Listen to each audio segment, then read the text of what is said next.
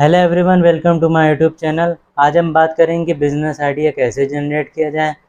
तो कभी अपने आप को या अपने फ्रेंड से सुना होगा कि मैं बिज़नेस शुरू कर देता अगर मेरे पास $1 बिलियन आइडिया होता, या फिर मैं बिज़नेस शुरू करना चाहता हूँ, मुझे समझ नहीं आ रहा मैं कैसे करूँ। तो दुनिया में कोई भी ऐसा आइडिया नहीं है जिस पे कभी वर्क ना हुआ हो। आप यूनिक बिज़नेस आइडिया के चक्कर में अपने माइंड को सिर्फ कॉम्प्लेक्स कर रहे हैं, डार्क जोन में जा रहे हैं, अपने कंफर्ट जोन से बाहर नहीं आना चाहते हैं। तो हम आपको दो तरीके ऐसे बताएंगे जिससे आप बिज़नेस आइडिया जनरेट कर सकते हैं। नंबर 1 पॉइंट है या तो यूनिक बिज़नेस आइडिया जनरेट करिए। नंबर 2 पॉइंट है एग्जिस्टिंग बिज़नेस आइडिया पे एनालिसिस करके उसके नए सॉल्यूशंस फाइंड करिए। तो इस वीडियो में हम आपको बताएंगे कि नए बिज़नेस आइडिया आप कहाँ से फाइंड कर सकते हैं। आइडिया जनरेट करना कोई मैजिकल काम नहीं है। अगर सिंपल वर्ड्स में बात करें, बिज़नेस आइडिया उस प्रॉब्लम्स का सॉल्यूशंस है जो इस अर्थ में, इस वर्ल्ड में एग्जिस्ट करती हैं। अगर कोई ना कोई बिजनेस इस अर्थ पर एग्जिस्ट करा है तो वो किसी प्रॉब्लम का सलूशन लेकर आया होगा। जैसे बात करते हो ओयो की, ओयो कैसे एग्जिस्ट किया। ओयो को फाउंडर में समझ में आया कि होटल्स बुकिंग की काफ़ी प्रॉब्लम रहती हैं, इसलिए उन्होंने ओयो की स्थापना की। अब बात करते हैं गूगल मैप्स की। सुंदर पिचाई अपने दोस्त के घर जा रहे थे, वे रास्ता भूल गए, देन उन्होंने गूगल मैप्स की स्थापना की। तो आपको बता दें कि बिजनेस आइडिया जनरेट करना किसी ना किसी प्रॉब्लम के सलूशन को जन्म देना होता है। तो अब बात करते हैं कि बिजनेस आइडिया कैसे जनरेट किए जा सकते हैं।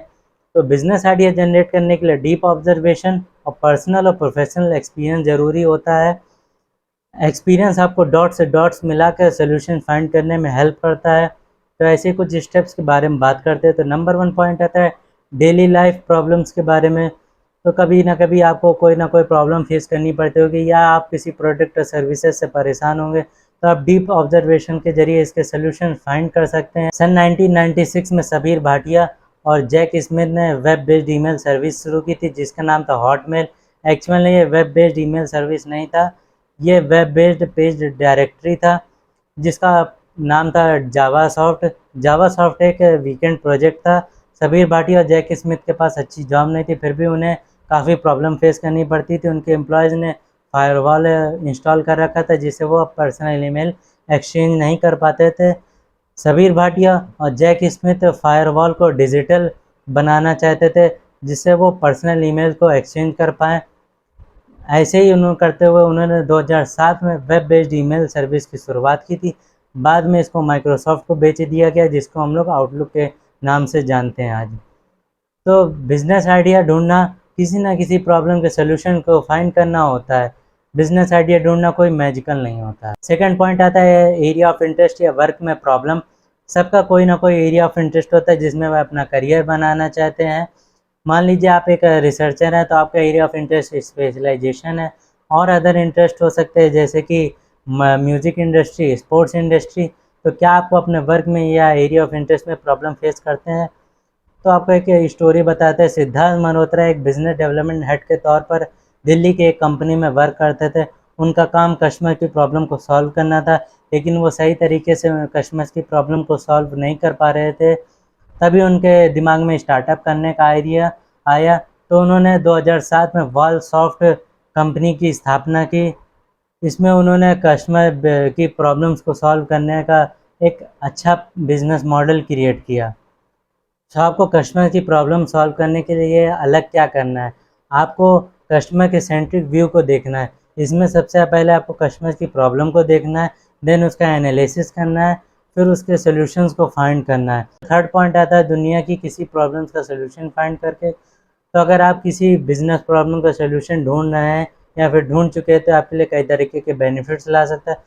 हो सकता है कि ये बिज़नेस आइडिया पहले कहीं चल चुका हो, इसमें कस्टमर का ट्रस्ट अच्छा हो, या फिर ये दुनिया के किसी कोने में सेल कर रहा हो। तो आप भी इन बिज़नेस आइडियाज़ को कर सकते हैं, जैसे food business, clothing business, e commerce business या बेवरेज लाइक्स कोको कोला।